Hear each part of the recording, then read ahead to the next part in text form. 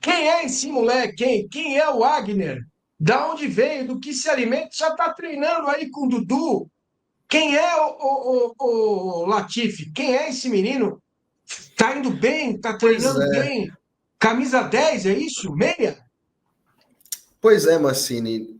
No final do mês passado, né, saiu a notícia, os amigos do nosso palestra publicaram a informação de que o Palmeiras acertou a contratação do Wagner, um meia, para o time sub-20. E aí eu achei estranho, eu falei, pô, o moleque era tido como uma promessa em Xerém, estranho, né, vir para o Palmeiras, tipo, um concorrente do Fluminense. E aí eu fui atrás e, pois é, Márcio, ele treinou na semana passada com os profissionais. O Wagner, ele é um meia, só que ele, como se for, ele se classifica como inspiração o Paulo Henrique Ganso. É um jogador que quem assiste nos treinos fala que ele é alto, tem o passe, só que na base ele se destacou muito por fazer muitos gols, que não é muito comum para um meia, né? O meia tem mais a característica do passe e tal, mas ele era um meia muito ofensivo que se destacou no Fluminense jogando como segundo atacante, como aquele cara que joga perto do 9, mas não é um meia de ofício. E ele era tido no Fluminense como um cara de muito potencial, só que pelas conversas que eu tive, eu ouvi que ele era muito lento para a dinâmica que o jogo pedia. Então isso acabava um pouco atrapalhando. Também com essa relação com o Ganso, né? Todo mundo fala que o Ganso era lento, mas no Fluminense ele conseguiu se reencontrar. As pessoas não querem falar muito sobre o Wagner ainda, porque no Palmeiras existe muito esse trabalho com a base, né? É muito comum os meninos de sub-17, sub-20 irem até a academia de futebol e treinar com os profissionais, como aconteceu com o Wagner na semana passada. Mas isso é normal, isso acontece, e o Palmeiras faz isso para que eles consigam se desenvolver. Então o Wagner, ele tá na mesma que todos os outros meninos do Palmeiras. Não é que ele treinou os profissionais porque ele é um grande craque e o Palmeiras roubou o novo Paulo Henrique Ganso do Fluminense. Não, não é por isso. Ele está se adaptando, ele vai ver se consegue se adaptar ao sub-20 do Palmeiras. Se destacar, o Palmeiras vai contratar. Porque o Palmeiras foi atrás dele confiando muito no potencial que ele pode atingir.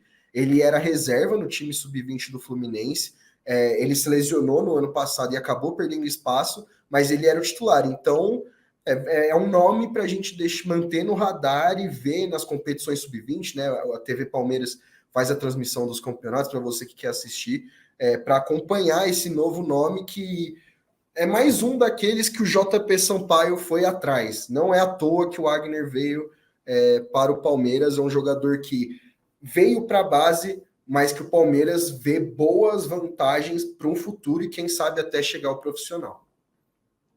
Muito bem. Algum detalhe, Soler, a respeito do Wagner, porque o Latif foi bem rico nas informações.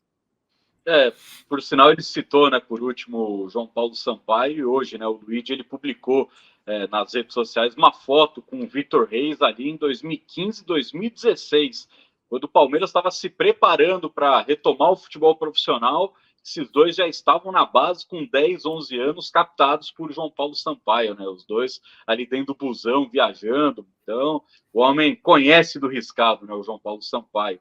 E o Wagner, ele chega, né, com opção de compra, passe fixado em US$ 1 milhão para 50% do vínculo dele. E é isso que o Latifi falou, né? Um menino que ele vem com uma projeção interessante no profissional do Palmeiras. Teve alguns maldosos, né, que pegaram essa foto que o Dudu tá do lado e falaram, pô, o Dudu tá treinando com o sub-20? Não, o Wagner foi treinar com o profissional. E aí, foi nesse treino, o Abel, ele teve também o Isaac do Sub-17, teve um zagueiro de 18 anos, acho que é Thiago o nome dele, tem quase 2 metros de altura, um zagueiro canhoto.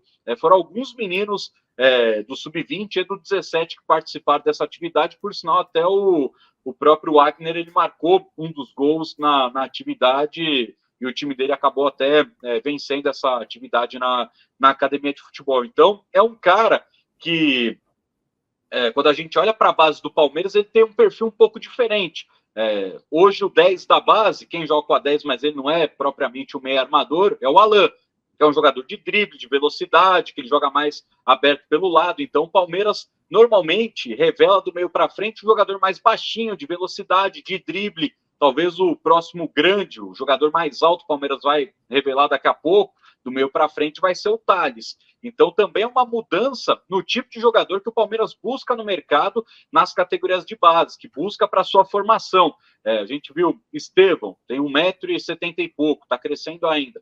O Hendrick, 1,70 m e pouco. O Luigi é um gigante perto deles, né? Tem quase 1,80 m o Luigi. Então o Palmeiras está buscando também um perfil diferente e jogadores que podem ter uma aceitação interessante também no mercado europeu. Um meia grandão de quase 1,90 m, pô, o europeu chega babando. Os caras vão olhar e falar, pô, esse daí parece o Havertz lá, o alemão. Nome que o torcedor palmeirense não gosta muito de ouvir, né? Mas o Wagner ele chega com boas credenciais, o meia canhoto também, tem essa característica que o Latif falou de gostar de fazer gol. Então foi um perfil diferente que o João Paulo Sampaio foi atrás, a comissão do Sub-20 achou muito interessante, o Wagner vem, então com um ano de empréstimo, se o Palmeiras quiser comprar o passe dele, 50% custa $1 milhão, se quiser mais, aí vai ter que negociar com o Fluminense. Ô, Danilo Lavieri, qual é o plano do Abel Ferreira para conquistar o tricampeonato, além de ganhar os 13 jogos que faltam? Essa é a pergunta do momento, né? Como que o Abel vai fazer? Eu acho que ele encontrou já um time, colocando o Maurício, tirando o Veiga. Acho que ele achou um caminho já para o Palmeiras apresentar um futebol melhor. E a minha impressão é que essa motivação de ser o tri, o histórico é inédito na história do Palmeiras e tal, essa vai ser a grande história aí do vestiário. Depois, se o Palmeiras for campeão e tiver aqueles cortes, aqueles vídeos, aquelas histórias que a TV Palmeiras normalmente coloca, como já mostrou na Libertadores, que ele mostrava a montanha, mostrava degrau por degrau e tal, essa história do tri histórico, inédito da história do Palmeiras, eu acho que vai ser o grande fio que o Abel vai tentar puxar com esse elenco aí, porque é uma grande motivação, né? Você colocar o seu nome na história do Palmeiras como a primeira vez tricampeão consecutivo brasileiro é um negócio muito, muito grande. Esses dias eu estava aí fazendo uma lista da minha seleção, do meu Palmeiras de todos os tempos, e quando você vê alguns jogadores com a possibilidade de ser tricampeão brasileiro consecutivo, esses caras ganham um belo argumento para entrar nessa lista, né? Perfeito. Ou vocês da imprensa lembrando que o Massa, você é de vanguarda, mandou um superchat e do tempo do Milton Neves, do Milton, deve se lembrar do Teletrim, o BIP. O Latif nunca ouviu falar disso. Soler, então, não tem nem a menor ideia. Pô, meu pai teve BIP, pô. Seu pai, né? O Éder já vi. Mineiro, lá da Vila Califórnia, mandou a mensagem. Bom, afinal de contas, quem vai voltar do departamento médico, gente, para o jogo de domingo? Alguma notícia, Soler?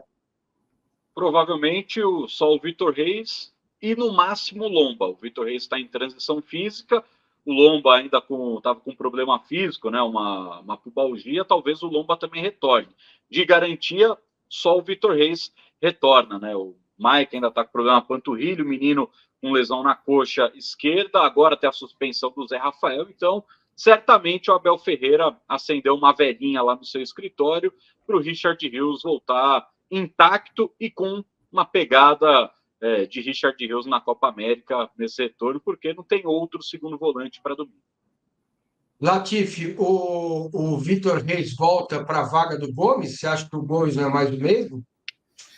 Cara, então, o Gustavo Gomes, na semana passada, acho que a gente falou bastante sobre, né? Eu vi que o Lavieri também foi um dos que mais disse que o Gustavo Gomes estava merecendo um banquinho, o nível dele caiu muito nessa temporada, como o próprio Lavieri acabou de mostrar, mas tem uma notícia boa para o torcedor do Palmeiras envolvendo o Gomes nessa data FIFA, porque na Copa América a gente viu o Gomes amargar o banco de reservas do Paraguai durante toda a competição, parecia que ele tinha perdido toda a chance de jogar lá, e ele foi titular no jogo contra o Uruguai, foi 0-0, então o papel dele ele cumpriu, foi o capitão novamente da equipe. Jogou bem.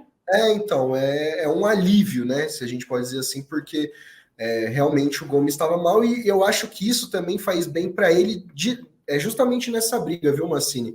Porque o Vitor Reis, com as atuações dele, muitos torcedores cravaram. Na zaga Vitor Reis e mais um, porque realmente o nível dele estava agradando demais, o Abel cansou de elogiar ele, e ia sobrar para o Murilo, né? E agora parece que o jogo virou. Eu imagino que o Abel vá segurar ainda no domingo, como é uma transição física, existe um pouco desse receio de já colocar o jogador que está voltando de lesão para jogar.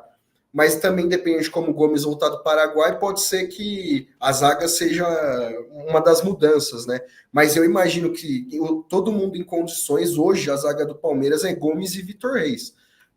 O Murilo não me convenceu ainda esse ano, foi muito importante no ano passado com muitos gols, mas esse ano as lesões em ambos os tornozelos atrapalharam um pouco a sequência dele.